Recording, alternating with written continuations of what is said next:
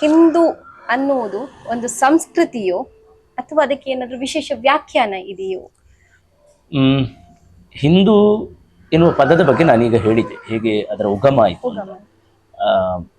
ಸಂಸ್ಕೃತಿ ಎಂಬ ಶಬ್ದ ಸತ್ಕೃತಿ, ಒಳ್ಳೆಯವಾದ ಕೃತವಾದದ್ದು.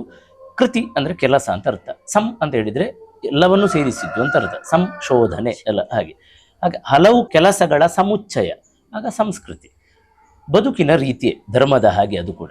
ಈಗ ನಾನು ಈ ವಸ್ತ್ರವನ್ನು ತೊಟ್ಟಿದ್ದೇನೆ, ಇದು ನನ್ನ ಸಂಸ್ಕೃತಿ, ಅಂದರೆ ನನ್ನ ಬದುಕಿನ ಧೋರಣೆ, ಅದೇ ಮುಂದುವರಿಯುವಂಥದ್ದು. ಹಾಗಾಗಿ ಹಿಂದೂ ಎನ್ನುವಂಥದ್ದು ಧರ್ಮ ಎನ್ನುವುದಕ್ಕಿಂತಲೂ ಸಂಸ್ಕೃತಿ. ಆ ಸಂಸ್ಕೃತಿಯನ್ನು ಪರಿಪಾಲಿಸುವವರೆಲ್ಲರೂ ಹಿಂದೂ ಧರ್ಮದ ಅನುಸರಣೆ ಮಾಡುವವರು. ಹಾಗಾಗಿ ಸಂಸ್ಕೃತಿಯನ್ನು ಅನುಷ್ಠಾನಗೊಳಿಸಿದರೆ ಮಾತ್ರ ಧರ್ಮ ಪಾಲನೆ ಆಗ್ತದೆ. ನಾನು ಯಾವತ್ತೂ ಹೇಳುವುದುಂಟು, ನನಗೆ ಅದನ್ನು ಕಾಡುವ ವಾಕ್ಯ ಅದು. ಕನ್ನಡವನ್ನು ತುಳುವನ್ನು ಉಳಿಸಬೇಕು, ಬೆಳೆಸಬೇಕಂತ ಹೇಳುವವರು ಕನ್ನಡದಲ್ಲೇ ತುಳುವಲ್ಲೇ 10 ಪುಸ್ತಕ ಬರೆಯುವುದಕ್ಕಿಂತಲೂ ಆ ಭಾಷೆಯನ್ನು ನಿರ್ಮಲವಾಗಿ ಮಾತನಾಡುವುದು ಮುಖ್ಯ. ಅದನ್ನು ಇನ್ನೂ ಚಂದ ಕೇಳಬೇಕಿದ್ರೆ ಅದನ್ನು ಪಾಲಿಸುವುದಕ್ಕಿಂತಲೂ ಅದನ್ನು ಬಳಸುವುದು ಮುಖ್ಯ. ಪಾಲಿಸುವುದಲ್ಲ, ಬಳಸುವುದು ಮುಖ್ಯ. ಅಂದರೆ ನಾನು 10 ಪುಸ್ತಕಗಳನ್ನು ಹೀಗಿಟ್ಟು ನಾನು ತುಳುವನ್ನು ಪಾಲನೆ ಮಾಡ್ತಾ ಇದ್ದೇನೆ ಅಂತ ಇಂಗ್ಲೀಷಲ್ಲಿ ಹೇಳುವ ಬದಲು ಆ ಭಾಷೆಯನ್ನು ಆದಷ್ಟು ಬಳಕೆಗೆ ತರಬೇಕು.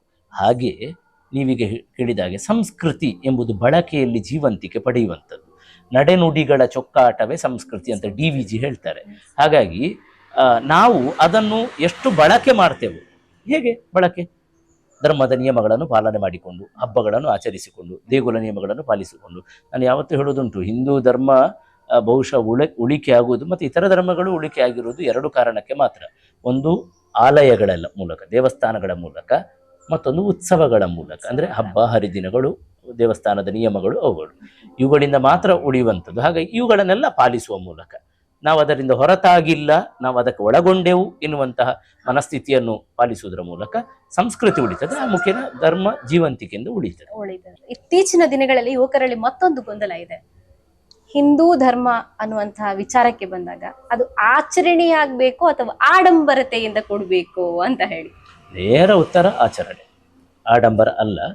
ವಿವರಣೆಯನ್ನು ಬಯಸುವುದಾದರೆ, ಆಚರಣೆ ಎಂಬುದು ಚರಣೆ, ಚರಿಸು ಎಂಬ ಶಬ್ದದಿಂದ ಬರ್ತದೆ. ಸಂಚರಿಸು, ಅದು ಚಾಲನೆ, ಅದರಲ್ಲೊಂದು ಮೂಮೆಂಟ್ ಉಂಟು, ಅದರಲ್ಲೊಂದು ನಡತೆ ಉಂಟು, ಒಂದು ಮುಂದುವರಿಕೆ ಉಂಟು, ನಿರಂತರತೆ ಉಂಟು, ಕಂಟಿನ್ಯೂಟಿ ಉಂಟು, ನಿರಂತರತೆ. ಹಾಗಾಗಿ ಆಚರಣೆ ಎನ್ನುವಂಥದ್ದು ಚೆನ್ನಾಗಿ ಪಾಲಿಸುವುದು ಮತ್ತು ನಿರಂತರವಾಗಿ ಮುಂದುವರಿಯುವಂಥದ್ದು. ಅದು ಸ್ಥಗಿತ ಅಲ್ಲ, ಸ್ಥಿರ ಅಲ್ಲ, ಅಚಲ ಅಲ್ಲ, ಛಲವಾದದ್ದು. ಹಾಗಾಗಿ ಆಚರಣೆ ಎನ್ನುವಂಥದ್ದು ಮುಂದುವರಿಕೆಗೂ, ಒಂದು ಸಮುದಾಯ ಒಂದು ತಲೆಮಾರಿನಿಂದ ಇನ್ನೊಂದು ತಲೆಮಾರಿಗೆ ಧರ್ಮವನ್ನು ದಾಟಿಸುವುದಕ್ಕಿರುವ ಮಾಧ್ಯಮ. ಹಬ್ಬಗಳ ಮೂಲಕ ಹಿಂದೂಗಳು ಬದುಕಿದ್ದಾರೆ ಅಂತ ಹೇಳಿದರೆ, ನಮ್ಮ ಹಳಬರು ಪೂರ್ವಜರು ಏನು ಮಾಡಿದ್ದಾರೆ ಅದನ್ನು ಆಚರಣೆಯ ಮೂಲಕ ನಮಗೆ ದಾಟಿಸಿ ಕೊಟ್ಟಿದ್ದಾರೆ. ಹಾಗಾಗಿ ಆಡಂಬರ ಅನುಕೂಲವನ್ನು ಅವಲಂಬಿಸಿರುವಂಥದ್ದು. ನಮ್ಮಲ್ಲಿ ಇವತ್ತು ಸಂಪತ್ತುಂಟು, ಕ್ರಮವತ್ತಾಗಿ ಹಿಂದಿನಿಂದ ಒಂದು ಪದ್ಧತಿಯನ್ನು ಪಾಲಿಸಿಕೊಂಡು ಬಂದಿದ್ರೆ, ಈ ಸಲ ಅನುಕೂಲ ಉಂಟೆಂಬ ಕಾರಣಕ್ಕೆ ನಾನು ಅದನ್ನು ವಿಜೃಂಭಿಸುವುದು ಇದೆಯಲ್ಲ, ಅದು ಆಡಂಬರ. ಆಡಂಬರ ಎಲ್ಲ ಕಾಲಕ್ಕೂ ಸ್ಥಿರವಾಗಿರುತ್ತೆ ಅಂತ ಹೇಳಲಿಕ್ಕೆ ಆಗುದಿಲ್ಲ. ಆಚರಣೆ ಸ್ಥಿರವಾಗಿಯೂ ಇರ್ತದೆ. ಈ ಕಾಲಕ್ಕೆ ನನಗೆ ಅನುಕೂಲ ಉಂಟು, ದೇವರು ಕೊಟ್ಟಿದ್ದಾರೆ, ಮುಂದೊಂದು ಕಾಲಕ್ಕೆ, ಮುಂದೊಂದು ನನ್ನ ಪೀಳಿಗೆಗೆ ಅನುಕೂಲ ಇಲ್ಲದಿರ್ಬೋದು. ಆಗ ಈಗಿರುವುದನ್ನು ಮುಂದುವರಿಸಲಿಕ್ಕೆ ಕಷ್ಟ ಆದೀತು. ಅದಕ್ಕೆ ಆಚರಣೆಯನ್ನು ಆಡಂಬರವಿಲ್ಲದೆ ನಿರಾಡಂಬರವಾಗಿ ಯಥಾವತ್ತು ಮುಂದುವರಿಸುವುದು ಸೂಕ್ತ. ಇನ್ನು ಕೆಲವರಲ್ಲಿ ಒಂದು ವಿಚಾರ ಅಂದ್ರೆ, ಹಿಂದೂ ಧರ್ಮ ಆಚರಣೆ ಏನು ಹೇಳ್ತಾ ಇದ್ದೀರಾ ಅದರಲ್ಲಿ ವಿವಿಧತೆ ಇದೆ, ಯಾವುದನ್ನು ನಾವು ಒಪ್ಪಿಕೊಳ್ಳಬೇಕು, ಯಾವುದನ್ನ ಬಿಡಬೇಕು ಅನ್ನೋದ್ರ ಬಗ್ಗೆ ಕೆಲವೊಂದು ಗೊಂದಲ ವಿಚಾರಗಳು. ಹೀಗಿರುವಾಗ ನೀವೇನಂತೀರಾ? ವಿವಿಧತೆ ಎಂಬುದು ಬಹುತ್ವದ ಲಕ್ಷಣ. ಎಲ್ಲಿ ಬಹುತ್ವ ಇದೆಯೋ ಅಲ್ಲಿ ಮಾತ್ರ ವಿವಿಧತೆ ಇರ್ತದೆ. ಒಂದು ನಮ್ಮಲ್ಲಿ ಒಂದು ಚಂದದೊಂದು ಮಾತು ಹೇಳ್ತೇನೆ, ಯಾವತ್ತೂ ಒಂದು ಪುಸ್ತಕದ ಜೊತೆ ಇರುವವನನ್ನು ಭಯಪಡಬೇಕಂತೆ. ಕಾರಣ ಅವನ ಕೈಲಿರುವ ಪುಸ್ತಕದ್ದೇ ಸತ್ಯ ಅಂತ ಅಂದುಕೊಂಡಿರ್ತಾನೆ. ಹಲವು ಪುಸ್ತಕಗಳನ್ನು ಓದಿಕೊಂಡವನಿಗೆ ಯಥಾವತ್ತು ಸತ್ಯ ಯಾವುದಂತ ಗೊತ್ತಿರ್ತದೆ. ಹಾಗೆ ಬಹುತ್ವದ ಮಧ್ಯೆ ಮಾತ್ರ ವೈವಿಧ್ಯತೆ ಇರಲಿಕ್ಕೆ ಸಾಧ್ಯ. ಈಗ ತುಳುನಾಡು, ಕರ್ನಾಟಕ, ಭಾರತ, ನಮ್ಮಲ್ಲಿ ಒಂದು ಮಾತು ಉಂಟಲ್ಲ, ವಿವಿಧತೆಯಲ್ಲಿ ಏಕತೆ ಅಂತ. ಇವೆಲ್ಲವೂ ಇತರ ದೇಶಗಳಿಗಿಂತ, ಇತರ ಧರ್ಮಕ್ಕಿಂತ, ಇತರ ರಾಷ್ಟ್ರಕ್ಕಿಂತ ವಿಶೇಷವಾಗಿ ಕಾಣುವುದಕ್ಕೆ ಮತ್ತು ವಿಭಿನ್ನವಾಗಿ ಕಾಣುವುದಕ್ಕೆ ಬಹಳ ಮುಖ್ಯವಾದಂಥ ಮೂಲಭೂತ ಕಾರಣ ಇಲ್ಲಿ ವೈವಿಧ್ಯತೆ, ಅನನ್ಯತೆ. ಎಲ್ಲ ಕಡೆ ಇರುವ ಹಾಗೆ ನಮ್ಮಲ್ಲಿ ಒಂದು ಅಧ್ಯಕ್ಷ, ಒಂದು ಸಮಿತಿ ಎನ್ನುವ ರೀತಿ ಇದ್ದಿದ್ರೆ ಇಲ್ಲಿ ಏನು ವಿಶೇಷತೆ ಇರಲಿಲ್ಲ. ಇಲ್ಲಿ ಪ್ರಜಾಪ್ರಭುತ್ವ ಇಲ್ಲಿಯ ವೈವಿಧ್ಯತೆಗೆ ಕಾರಣ, ಮತ್ತು ಇಲ್ಲಿ ಇರುವಂತಹ ಭಿನ್ನ ಭಿನ್ನ ಸಂಸ್ಕೃತಿ ಆಚಾರ ವಿಚಾರಗಳು ಇಲ್ಲಿ ವೈವಿಧ್ಯತೆಗೆ ಕಾರಣ. ಹಾಗಾಗಿ ಅದನ್ನು ನಾವು ಒಂದು ನಕಾರಾತ್ಮಕ ಅಂಶ ಅಂತ ಪರಿಭಾವಿಸದೆ ನಾವು ಅದನ್ನೊಂದು ಸಕಾರಾತ್ಮಕ ಅಂಶ, ಒಂದು ಧನಾತ್ಮಕವಾದದ್ದು, ನಮಗಿರುವಂಥ ಒಂದು ಒಳ್ಳೆಯ ಅನನ್ಯತೆ, ನಮಗಿರುವಂಥ ಒಳ್ಳೆಯ ಒಂದು ಗುಣ ಅಂತ ಅಂದುಕೊಳ್ಬೇಕು. ಹಾಗಾಗಿ ಏಕದೇವೋ ವಿಪ್ರೋ ಬಹುಧಾ ವದಂತಿ ಅಂತ ಋಗ್ವೇದ ಹೇಳ್ತದೆ. ಅಂದರೆ ದೇವನೊಬ್ಬನೇ, ವಿಪ್ರೋ ಬಹುಧಾ ವದಂತಿ. ವಿಪ್ರ ಅಂತ ಹೇಳಿದರೆ ಬ್ರಾಹ್ಮಣ ಅಂತ ಅರ್ಥ ಅಲ್ಲ, ಜ್ಞಾನಿ ಅಂತ ಅರ್ಥ. ಅವರು ಬಹುಧಾ ವದಂತಿ, ಬೇರೆ ಬೇರೆ ಹೆಸರಿನಿಂದ ಕರೀತಾರೆ. ಹಿಂದೂಗಳಲ್ಲಿ ಅಂತ ಮುಕ್ಕೋಟಿ ದೇವರುಗಳಿದ್ದಾರೆ ಅಂತೆಲ್ಲ ಹೇಳುವಾಗ ಕೂಡ ಅದು ಎಲ್ಲ ಧರ್ಮದಲ್ಲಿರುವ ಹಾಗೆ ವೇದ ಮೂಲವಾಗಿರುವಂತಹ, ಶಾಸ್ತ್ರ ಮೂಲವಾಗಿರುವಂಥ ಹಿಂದೂ ಧರ್ಮದಲ್ಲಿ ಇದ್ದದ್ದು ಕೂಡ ಏಕದೇವತಾ ಆರಾಧನೆ, ಸಂದೇಹವಿಲ್ಲ, ಏಕದೇವತಾ ಆರಾಧನೆ. ಆನಂತರ ಜನರು ತಮ್ಮ ಅನುಕೂಲ, ತಮ್ಮ ಮನಸ್ಸಿನ ಅಳತೆ ಎಷ್ಟರ ಮಟ್ಟಿಗಿದೆ ಆ ನೆಲೆಯಲ್ಲಿ ಒಂದೊಂದು ದೇವರನ್ನು ಪರಿಕಲ್ಪಿಸಿಕೊಂಡಿದ್ದಾರೆ. ನಮ್ಮಲ್ಲಿ ವೇದ ಮೂಲವಾದಂಥ ವೈದಿಕ ದೇವರುಗಳಿದ್ದಾರೆ, ಜನಪದ ಮೂಲವಾಗಿರುವ ಜನಪದ ದೈವಗಳು ಇದೆ. ಹಾಗಾಗಿ ಆರಾಧನೆಯಲ್ಲಿ ವೈವಿಧ್ಯತೆಗಳು ಬರುವುದಕ್ಕೆ ಕಾರಣ ಈ ವೈವಿಧ್ಯತೆಗಳೇ ಜನಜೀವನವನ್ನು ಕೂಡ, ಸಂಸ್ಕೃತಿಯನ್ನು ಕೂಡ ವಿವಿಧ ರೀತಿಯಲ್ಲಿ ನಿಯಂತ್ರಿಸ್ತಾ ಇದೆ. ಸಂಸ್ಕೃತಿ, ಸಂಸ್ಕಾರ ಇದಕ್ಕೆ ಏನಾದ್ರೂ ವಿಭಿನ್ನತೆ ಇದೆ ಅಥವಾ ಎರಡು ಕೂಡ ಒಂದೇ ವಿಚಾರವನ್ನ, ವ್ಯಾಖ್ಯಾನವನ್ನ ನೀಡುತ್ತಾ? ಸಂಸ್ಕೃತಿ ಎನ್ನುವಂಥದ್ದು ಈಗಲೇ ನಾನು ವ್ಯಾಖ್ಯಾನಿಸಿದ ಹಾಗೆ ಅದು ಬದುಕಿನ ಕ್ರಮ, ಒಂದು ಹಲವು ಕಟ್ಟುಪಾಡುಗಳನ್ನು ಒಳಗೊಂಡ ಒಂದು ವ್ಯವಸ್ಥೆ. ಸಂಸ್ಕಾರ ಎನ್ನುವಂಥದ್ದು ಬದುಕಿನ ನೀತಿ, ಹೀಗೆ ಬದುಕಬೇಕೆನ್ನುವಂತಹ ಸೂತ್ರಾವಳಿ.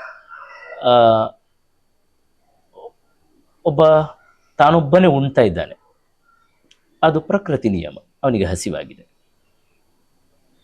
ನೀವು ನನ್ನ ಹತ್ರ ಕೇಳ್ತೀರಿ ಆಹಾರವನ್ನು, ನಿಮಗೆ ಹಸಿವಾಗಿದೆ. ನಾನು ನಿಮ್ಮ ಕೋರಿಕೆ, ನಿಮ್ಮ ಹಂಬಲ, ನಿಮ್ಮ ದೇಹದ ಸ್ಥಿತಿಯನ್ನು ಅರ್ಥ ಮಾಡಿಕೊಂಡು ಕೂಡ ನಾನು ಕೊಡುವುದಿಲ್ಲ. ನನ್ನ ಪರತೆ ಸ್ವಾರ್ಥತೆಯನ್ನು ತೋರಿಸ್ತೇನೆ. ಅದನ್ನು ವಿಕೃತಿ ಅಂತ ಹೇಳಬಹುದು. ನನ್ನಲ್ಲಿ ಉಂಟು, ಇರುವುದೇ ಸ್ವಲ್ಪ, ಅದರಲ್ಲೂ ಒಂದು ಪಾಲು ನಾನು ನಿಮಗೆ ಕೊಡ್ತೇನೆ. ಅದು ಸಂಸ್ಕೃತಿ. ಪ್ರಕೃತಿ, ವಿಕೃತಿ, ಸಂಸ್ಕೃತಿ. ಬಹುಶಃ ನಿಮಗೆ ಸ್ಪಷ್ಟ ಆಯಿತು. ಹಾಗಾಗಿ ಈ ನನ್ನಲ್ಲಿ ಇದ್ದದ್ದನ್ನು ನಾನು ನಿಮಗೊಂದು ಕೊಡಬೇಕಂತ ಮನಸ್ಥಿತಿ ಬಂತಲ್ಲ, ಇದು ನನ್ನೊಳಗಿನ ಸಂಸ್ಕಾರ. ನನ್ನ ತಂದೆ ತಾಯಿ, ಪೂರ್ವಜರು, ಗುರುಗಳು, ಸಂಸ್ಥೆ, ಮನೆ, ಇವರೆಲ್ಲ ಕೊಡಬೇಕಾಗಿರುವ ಒಂದು ಬದುಕಿನ ಪಾಠ. ಅದನ್ನು ಇಟ್ಕೊಂಡ್ರೆ ಮಾತ್ರ ಜನನೇ ಜಾಯಂತಿ ಜನ್ಮ, ಸಂಸ್ಕಾರ ಜಾಯಂತಿ ಕರ್ಮ ಅಂತ ಒಂದು ಮಾತುಂಟು. ಒಬ್ಬನ ಹುಟ್ಟಿನಿಂದ ಅವನಿಗೆ ಜನ್ಮ ಪ್ರಾಪ್ತ ಆಗ್ತದಂತೆ, ಒಬ್ಬನ ಸಂಸ್ಕಾರದಿಂದ ಅವನಿಗೆ ಕರ್ಮಗಳು ಪ್ರಾಪ್ತ ಆಗ್ತದೆ, ಅಂದರೆ ಬದುಕಿನ ನಿಯಮಗಳು. ನೋಡಿ, ನಾನೊಂದು ಒಂದು ಇಡೀ ಕೇಕ್ ಕೊಟ್ಟರೆ ಅದನ್ನು ನೀವೊಂದು ಚಾಕುವಿನಿಂದ ಚಂದಕ್ಕೆ ಕತ್ತರಿಸಿ ನೀವು ಬರ್ಡೇಯನ್ನು ಆಚರಿಸಿ ಕಟ್ ಮಾಡಿ ತಿಂತೀರಿ. ಅದಕ್ಕೊಂದು ಕ್ರಮ ಇದೆ. ಯಾರು ಹೇಳಿದ್ದು ಅದನ್ನು ಚಾಕುವಲ್ಲೇ ಕಟ್ ಮಾಡಿ ತಿನ್ಬೇಕು? ನೀವು ಈಗ ಬಾಚಿಯು ತಿನ್ಲಿಕ್ಕೆ ಆಗ್ತದೆ. ಅದನ್ನು ತಿಂದದ್ದು ಅದೇ ಹೊಟ್ಟೆಗೆ ಹೋಗುದು, ನೀವೇ ತಿಂದದ್ದು ಖಾಲಿ ಆಗ್ತದೆ, ಅಲ್ಲಿದ್ದದ್ದು ಅದೆಲ್ಲವೂ ಸರಿಯೇ. ಆದರೆ ಅದಕ್ಕೊಂದು ಕ್ರಮ ಅಂತ ಉಂಟು. ನಾನು ಏನೋ ಒಂದು ಕೊಟ್ಟಾಗ ಅದನ್ನು ಹೀಗೆ ತಗೊಳ್ಬೇಕು, ಇದೇ ಕೈಯಿಂದ ಇದೆ, ಅದು ಸಂಸ್ಕಾರಗಳು ಹೀಗೆ ಅಂತ. ನಮ್ಮಲ್ಲಿ ಹಿಂದೂ ಧರ್ಮ ಒಬ್ಬ ವ್ಯಕ್ತಿಯ ಹುಟ್ಟಿನಿಂದ ಸಾವಿನ ತನಕ 16 ಸಂಸ್ಕಾರಗಳನ್ನು ಹೇಳ್ತಾರೆ. ಅದಕ್ಕೆ ಷೋಡಶ ಸಂಸ್ಕಾರ ಅಂತ ಅರ್ಥ. ಅದು ತುಳುನಾಡಿನಲ್ಲಿರುವಂತಹ 16 ಕಟ್ಟುಕಟ್ಟಳೆಗೂ 16 ನಿಯಮಗಳಿಗೂ ಷೋಡಶ ಇದಕ್ಕೆಲ್ಲ ಸಂಬಂಧಗಳುಂಟು. ಆದರೆ 16 ಕಟ್ಟುಕಟ್ಟಳೆಯನ್ನು ಒಬ್ಬ ಹಿಂದೂ ಹುಟ್ಟಿನಿಂದ ಸಾವಿನ ತನಕ ಮಾಡಬೇಕು, ಷೋಡಶ ಸಂಸ್ಕಾರ. ಹಾಗಾಗಿ ಅದು 16 ನಿಯಮಗಳನ್ನು, ಬದುಕಿನಲ್ಲಿ ಬರುವಂತಹ 16 ನಿಯಮಗಳನ್ನು ಹೇಳುವಂಥದ್ದು. ರೀತಿಯೂ ಹೌದು, ನೀತಿಯೂ ಹೌದು.